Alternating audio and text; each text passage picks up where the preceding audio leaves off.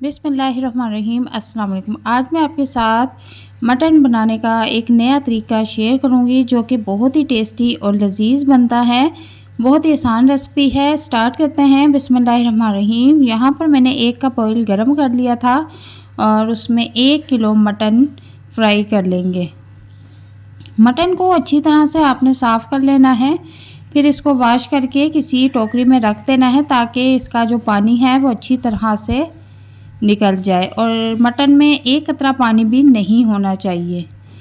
इसके साथ ही मैं इसमें टेस्ट के मुताबिक नमक ऐड कर दूंगी और साथ ही मैं थोड़ा सा गरम मसाला खुशबू के लिए ऐड करूंगी, जिसमें 4 लौंगे, 2 दालचीनी, आधी चम्मच ज़ीरा और आधी चम्मच साबुत धनिया इसमें ऐड कर दूंगी। और इन तमाम चीज़ों को जो है हम अच्छी तरह से फ्राई कर लेंगे और 2 से 3 मिनट फ्राई करने के बाद मैं इसमें लहसुन अदरक का पेस्ट भी ऐड कर दूंगी ताकि वो भी मटन के साथ फ्राई हो जाए।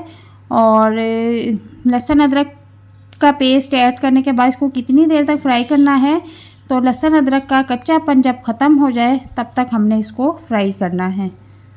तो चूल्हे का फ्लेम यहाँ पर मैंने नॉर्मल रखा हुआ है और जब तक से हमारा मटन फ्राई होता है तो आप लोगों से गुजारिश है कि अगर मेरे चैनल पर नए हैं तो काइंडली मेरे चैनल को सब्सक्राइब कर दें, बेल आइकन को प्रेस कर दें ताकि मेरी आने वाली वीडियो का नोटिफिकेशन आपके पास सबसे पहले पहुंचे। तो मटन को लहसुन अदरक के साथ फ्राई करते हुए मुझे काफ़ी टाइम हो चुका है और अगली चीज़ मैं इसमें 2 अदद दरमियाने साइज़ की टमाटर कटिंग करके ऐड कर दूँगी और अब हम इसको खूब भूनेंगे।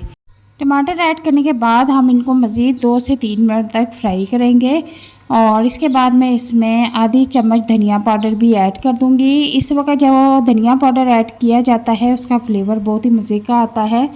और इसके बाद मैं कुछ मिर्च मसाले भी इसमें ऐड करूंगी। आप चाहें तो टेस्ट के मुताबिक मिर्च मसाले ऐड कर सकते हैं। अगर आप ज़्यादा स्पाइसी खाते हैं तो वो अपने टेस्ट के मुताबिक देख लें।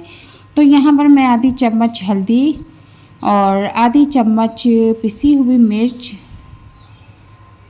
ऐड कर दूंगी और अब इन तमाम मसालों को जो है अच्छी तरह से हम फ्राई कर लेंगे।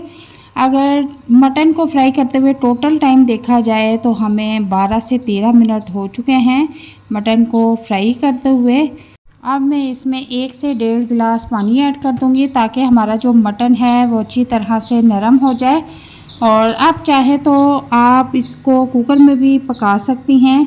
और इसी दौरान मैं इसमें 2 अदद दरमियाने साइज़ के प्याज बारीक कटिंग करके ऐड कर दूंगी। इस वक्त जो प्याज इसमें ऐड किया है इससे जो इसका टेस्ट आता है वो बहुत ही टेस्टी और मज़े का लगता है। और इसके बाद अब मैं इसको कवर कर दूंगी और लो फ्लेम पे 10 मिनट के लिए पकने के लिए छोड़ दूंगी। आप चाहे तो इस रेसिपी को कुकर में भी बना सकते हैं अगर अपनी टाइम की बचत करना चाहते हैं। तो 10 से 12 मिनट के बाद मैंने इसका कवर हटाया है तो इसकी कंसिस्टेंसी कुछ इस तरह से है। अब मैं इसमें आधी चम्मच पिसा हुआ गरम मसाला ऐड कर दूंगी और इसके बाद 4 से 5 अदद हरी मिर्च ऐड कर दूंगी। और हरी मिर्च रेड हो चुकी थी, उसको मैंने छोटी छोटी कटिंग कर ली है और उसको भी इसमें ऐड कर दिया है। उसका फ्लेवर बहुत मज़े का लगता है।